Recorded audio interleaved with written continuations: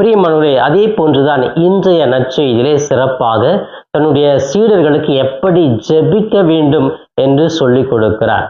முதலில் தொடக்கத்திலே சொல்லுகிறார், புற இனத்தாரை போன்று நீங்கள் பெருமைக்காக ஜெபிக்க வேண்டாம். அவர்கள் பயன்படுத்துகிறது போன்று நிறைய வார்த்தைகளை உங்களுடைய ஜெபங்களிலே பயன்படுத்தாதீர்கள், அப்படி பிறரை ஏமாற்றாதீர்கள் என்று தன்னுடைய சீடர்களுக்கு அழகாக எப்படி ஜெபிக்க வேண்டும் என்று சொல்லிக் கொடுக்கிறார். எனவே இந்த ஜெபம் தான் கிறிஸ்தவ வாழ்வினுடைய மையமாக இருக்கிறது.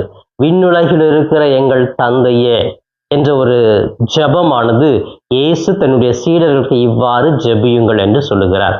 பிரியமானவர்களே, வார்த்தைகளை அடுக்கி கொண்டு போவதனால் நாம் பெரிய கடவுளுடைய மக்கள் என்று சொல்ல முடியாது.